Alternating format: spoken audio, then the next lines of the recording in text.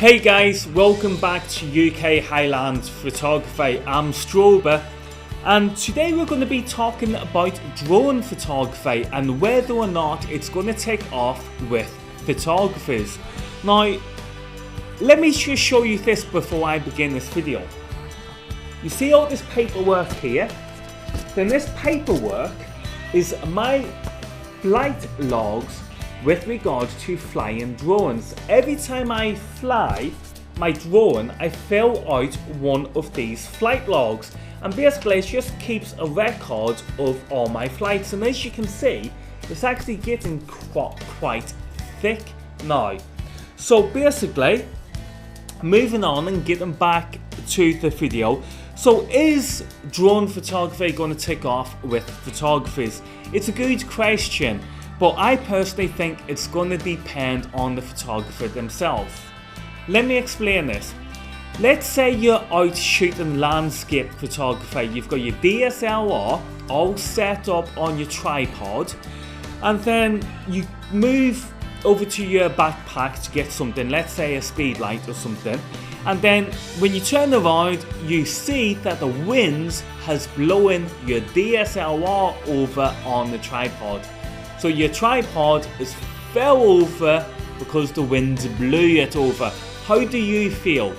Chances are the first thing you're going to be thinking is my camera broken? Right? So that's what you're thinking about. Is my camera broken because it fell from a height of what, 1.5 meters?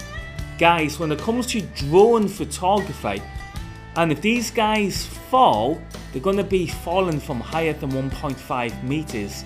As a matter of fact, I personally like to fly at about 110 meters. So could you imagine what would happen if one of these, they're only made out of plastic, if one of these falls from 110 meters? Chances are it's not going to survive and it's all going to be broken. So that's one of the considerations that you have to take into with regards to drone photography. Now, I know a lot of drone manufacturers, they like to sell to you know, anybody can take these out of the box and then simply charge them up and go fly them. But to be honest with you guys, that's not really always the case, because the thing is, when you move into the world of flying drones, what you're actually doing is you're moving into the world of aviation, which means you're becoming a pilot. As a matter of fact, I've quickly learned that I spend more time as a pilot flying my aircraft than what I do as being a photographer. The thing is, in drone photography, you're a pilot first and then you are a photographer, because again, if you come up against, you know, strong winds, you, the pilot, and the aircraft is fighting them strong winds, and you don't have time in order to concentrate on your photography.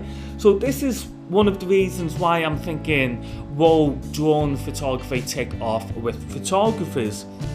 Now again, going back to the drone manufacturers, they like to make out, you know, it's so simple. You take them out of the box, you charge them up, you fly them, you bring them back down. It's that simple. It's not that simple, because again guys, you're going into the world of aviation.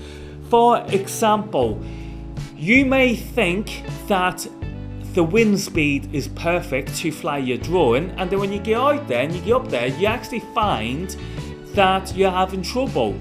And that's probably because of a thing called gusts. Now, there's a difference between wind speed and gust speeds. Gust speeds are faster than wind speeds, and it's gust that, you know, really pins your drone into the corner and gives it a very hard time. It's gusts that carry your drones away, which are also known as flyaways. So I myself, I have lost my drone. I've lost the Powered Bebop, and I can tell you it's not a nice feeling. It's not a nice feeling watching that Powered Bebop fall from out of the sky And what's even more upsetting is the fact that I didn't find that powered bebop. To this day, I still don't know where that powered bebop is. The only thing I have left of the powered bebop is its controller. And I can tell you that night, and actually for a few nights, I actually didn't sleep very well. However, I did buy myself a new Phantom 3 Advanced, so I'm back in the game. So guys, photographers, will drone photography take off? You know, I think it's only going to be a select few of photographers that's going to take the leap and risk attempting, you know, drone photography. Because you're just throwing your money up in there. You're throwing your money up in there and you're hoping that that money is going to come back to you. Now, we all have different kinds of photographers. We have the photographers who like to treat their cameras as tools, which I like to think I am one. You know, your camera is a tool that helps you get the job done. However, you have some photographers that don't treat the cameras like tools, and instead they treat the cameras like pets.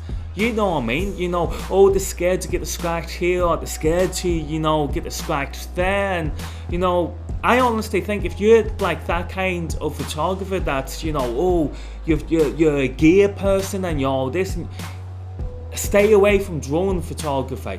Because chances are, if drone photography goes wrong and you lose your drone, the chances are you guys are not going to survive.